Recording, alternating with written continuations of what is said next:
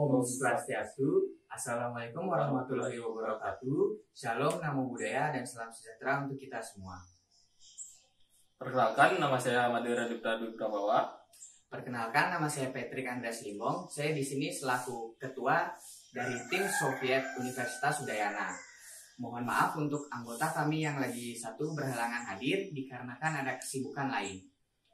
Jadi pada video kali ini kami akan membahas tentang ide karya kami, yaitu tentang Smart Mini Wastewater Treatment Plant sebagai solusi limbah cair rumahan. Kemudian selanjutnya akan dilanjutkan dengan sesi pembahasan. Apa itu pencemaran lingkungan?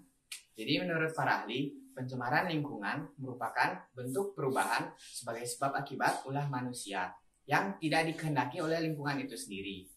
Jadi artinya segala bentuk aktivitas manusia yang memberikan hasil akhir yang tidak dapat diolah atau limbah itu dapat mencemari lingkungan itu sendiri. Jadi pada kesempatan kali ini kami tim Soviet mengangkat subtema lingkungan, atau lebih tepatnya kami membahas tentang limbah cair. Berdasarkan data dari Kementerian Lingkungan Hidup dan Kehutanan, setidaknya dari tahun 2010 hingga 2016 menunjukkan peningkatan polusi terhadap kualitas air bersih sungai di Indonesia.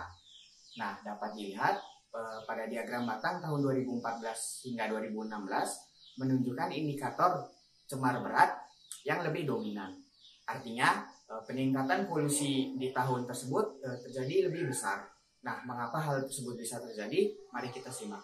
Jadi, yang pertama itu ada faktor instalasi sanitasi ataupun instalasi pengolahan air limbah. Yang pertama, kami di sini mengambil contoh studi kasus di Jakarta. Dapat dilihat pada gambar ini, di kota DKI Jakarta menunjukkan pencemaran air terberat dan kurangnya air bersih. Hal ini disebabkan oleh kepadatan penduduk yang mengakibatkan kurangnya instalasi sanitasi seperti septic tank maupun instalasi pengolahan air limbah atau IPAL. Kemudian yang kedua, ada faktor kurangnya kesadaran masyarakat terhadap limbah cair. Jadi, mayoritas masyarakat Indonesia sangat lazim untuk membuang air sisa atau limbah cair seperti air bekas cucian langsung ke saluran umum seperti selokan maupun sungai. Dengan kurangnya instalasi sanitasi maupun instalasi pengolah air limbah, kemudian ditambah dengannya kurangnya kesadaran masyarakat terhadap pencemaran air, dapat memperparah pencemaran air ini. Pengolahan limbah cair pada IPAL. Jadi, apa itu IPAL?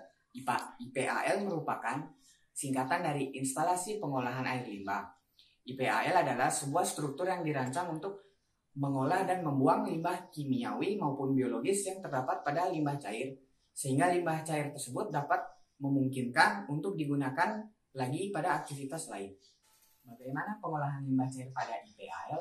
Jadi secara garis besar dibagi menjadi dua tahapan. Yang pertama ada primary treatment atau tahap filtrasi. Jadi pada tahap filtrasi ini, limbah cair dialirkan ke alat filtrasi. Alat filtrasi tersebut berfungsi untuk menyaring sedimen atau padatan yang terlarut dalam limbah cair maupun zat kimiawi yang terdapat pada limbah cair. Kemudian setelah limbah cair tersebut dilakukan proses filtrasi, masuk ke tahap kedua atau secondary treatment atau tahap aerasi. Jadi pada tahap aerasi ini, limbah cair yang sudah difiltrasi kemudian ditampung di sebuah wadah. Di sebuah wadah itu proses aerasi dilakukan. Jadi proses aerasi merupakan kontak langsung antara udara dan air yang menciptakan gelembung-gelembung cair untuk menyuplai oksigen terhadap bakteri aerob yang dapat melakukan penguraian limbah cair secara aerobik, sehingga bakteri tersebut memerlukan oksigen. Demonstrasi alat. Jadi pada demonstrasi alat kali ini saya menggunakan sampel air keran yang sudah dicampur dengan deterjen. Air ini sendiri sebanyak 750 ml. Langsung saja ke demonstrasinya. Kita masukkan ke alat filter.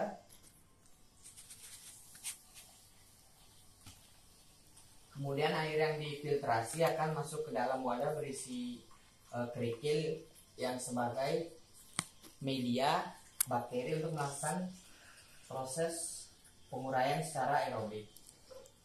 Nah, jika sudah sudah masuk ke sini, kita mulai saja langsung ke blinknya. Dapat terlihat, jadi di blink ini untuk value yang saya ukur di sini adalah pH. pH tersebut muncul dengan angka 8,7. Kenapa 8,7? Karena air deterjen ini merupakan larutan basa yang mempunyai sifat licin. Nah, untuk melakukan proses aerasi ini sendiri, kita tinggal mencet tombol bagian aerator. Kemudian aerator akan menyala hingga pH akan kurang, mungkin memerlukan waktu yang lama. Kemudian setelah pH terukur jauh di bawah standar uji, dalam artian itu lolos, air yang telah melalui proses aerasi kemudian disedot oleh pompa. Kita nyalakan pompanya. Jadi seperti ini. Air yang keluar dari ini sendiri berupa air yang sudah melalui proses filtrasi dan juga aerasi, sehingga pH yang sudah diuji itu sudah melewati standar baku mutu, yaitu tidak lebih dari 7,5. Sekian demonstrasi kali ini.